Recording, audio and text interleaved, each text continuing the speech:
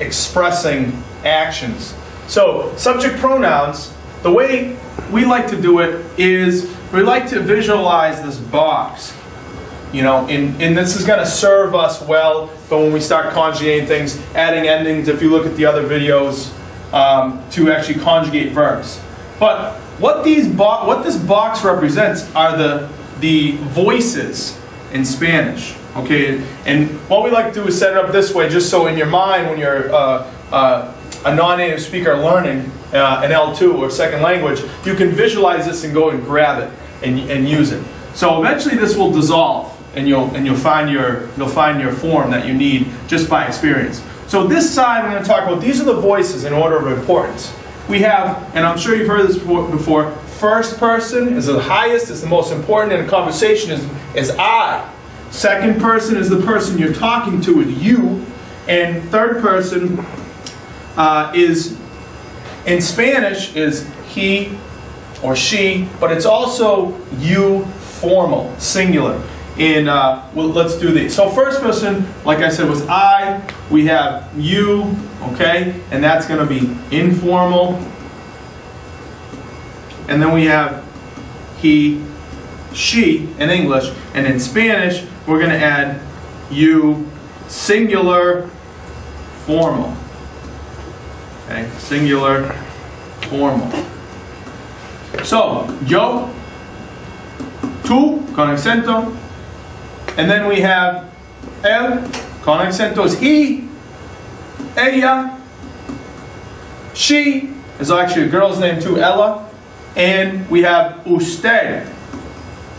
Now a lot of books will abbreviate usted, which I don't think is very good for learning languages, learning Spanish to start with, but they'll abbreviate it as ood, okay? It doesn't help people learning subject pronouns from the very beginning. Usted. So usted is very formal. Someone you wouldn't necessarily know very well, or you're being formal with, you wouldn't say tú, you would say usted. It's formal. Sir. We don't really have this in English, okay? So, and now we have, so this is our singular side, then we go to the plural side. We're just adding at least one person to this. So this is the first person plural. If I have I plus somebody else, it's going to be we. Nosotros. Now nosotros also has a feminine form, which would be nosotras, would be only if it's all girls. Okay, so that's feminine. If you have mixed gender, then you go nosotros. So if it's I plus a girl, then it would be nosotros still. You always go to the masculine form of subject pronouns when it's plural. Alright, we have this too, which is used mostly in Spain, not in Latin America or North America in Spanish, but the form of tú is vosotros. Okay? And you'll hear this mostly in Spain, but this is you, informal, plural. Okay?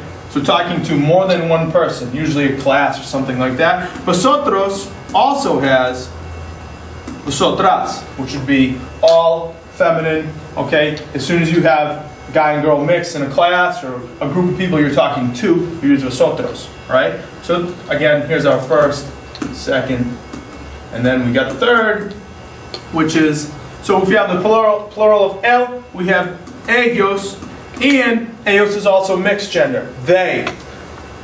All girls, they, ellas.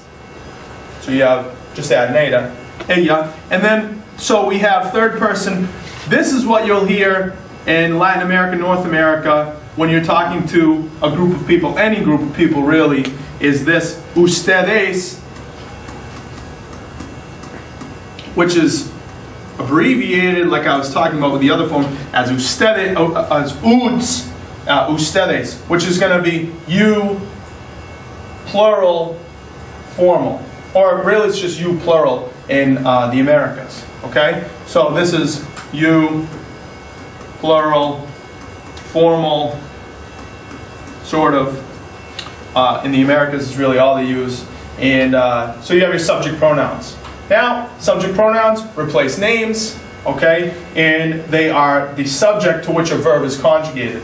So subject pronouns are very important to know, because in English we need the subject pronouns usually to to be specific, because a lot of our verb forms are the same throughout. If you look at the verb to talk, it says I talk, so the form is the same. You talk, the form is the same.